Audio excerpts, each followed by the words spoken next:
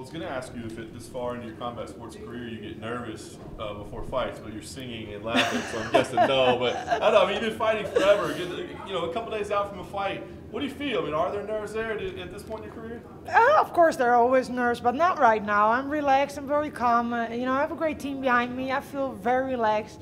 It's a rodeo. You got to do this all over again. I did this so many times already, and you never get used to it because every fight is a different fight. But yeah, I feel great, and it's a waste of time to get nervous right now and not enjoy the moment. This is a great journey, and you gotta embrace the journey and enjoy the journey instead of letting it pass by nerves and things you can't control. The only thing I can control is how I prepare for the fight. I prepared well for the fight, and now everything is out of my control. I just got to do my job.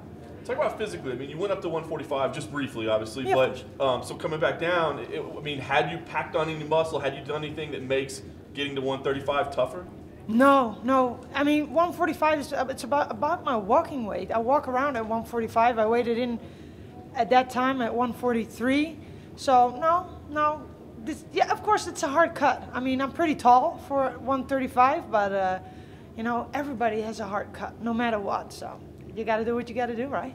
I want to ask you as a sportsman or a sportswoman, I mean, Raquel, we know, had a leg injury, and that factored into what happened last time. When you go out there and you're fighting, I mean, I imagine your entire game plan doesn't center around attacking her leg, but do you go, let's see if maybe it still hurt a little bit. Maybe that's a little target for us. No. I don't look at it like that. I mean, she knows it's a weak spot. I mean, she knows her leg has been hurt before in the past. No, I'm just in the overall I'm in the overall game. I just want to finish this fight, and I want to finish it in the Iron Lady fashion way, and I'm going to do everything I can. And I know I have a top competitor, and I know she's not going to let me do that easy, but we're going to do our best, and we will see what happens. Nice. And lastly for me, what do you want to do moving forward? I know you don't want to look past this, but I mean, you haven't ever been like super active in your career where you fight, you know, 3-4 times a year. What do you want to do? I mean, when you're coming back, do you want to get more active? Do you have ideas, goals, targets? Give me an idea what a win would do for you here. You know, to be honest, I really haven't thought about it. Of course I want to stay active. That's the best scenario, you know. But like I said, I just don't want to look ahead and you know, make any or say anything that I cannot live up to, you know. Like I said, I have a great fight and a tough fight in Raquel, and we'll see what the outcome of that fight will be and how I feel afterwards. And ask me the question after the fight again. You were the first female champion at the 145 division. You know, how was the whole process of, like, you know, getting the title and then not being able to fight and losing the title with everything happen? How was the process for you emotionally? Well, you know, sometimes, you know, in life you make decisions, and you know, when you make a decision, it has consequences. Every decision in life has consequences, no matter what. I knew there were going to be consequences on the fact what I've said, but if you look back at my history, or leading up to the 145 title fight, I've always said I go back to 135. Never I've said I'm not going back to 135. I mean, it has been a hard road, but you know, that's life. Life is bumpy, and I'm here right now. I'm fighting Raquel Pennington, and I hope after Saturday night we can leave that all behind. Amanda is going up though to face Cyborg for the 145 belt. You know, how do you see that fight? And you know, do you ever think about, like, man, I could have fought Cyborg? Is that something that is still in the back of your mind? No, not at all. I think they're gonna have a great fight, and I'm really looking forward as a fan to that fight. I mean, it's gonna be a tough fight from both sides. I'm really looking forward to it, and you cannot wonder in life, what if?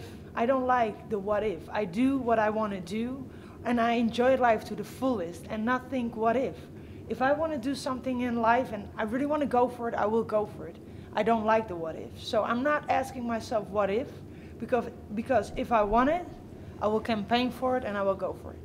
How do you see that fight in the history of the female MMA though? You know, like, the first time ever that two champions are facing each other. Can you talk a little bit about that? What do you think of that? What does that represent to the history of the girls MMA? I think if you look back in the history of women's MMA, I think we did a great job so far already. I mean, this is great. Two top champions, and they're both well-deserved champions. And I think for the fans, this is going to be a great fight. I'm really looking forward for the fight.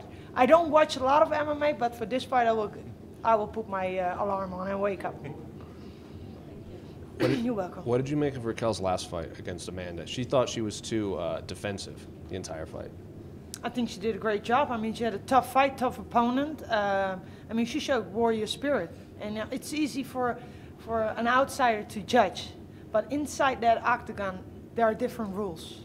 I mean, if you have never set foot in that octagon, you're only a spectator. You have no idea what we go through. You know, you can imagine, but you cannot. You don't know. I mean, I can say you could do this or you could do that, but that's all. I'm sorry that I have to say like that, but it's all bullshit. I mean, in there, it's you and your opponent. You just got to fight. You got to give it your all. And I think at that point she gave her all. Or maybe she could have done things differently. That's up to her. And she probably will do things differently this time.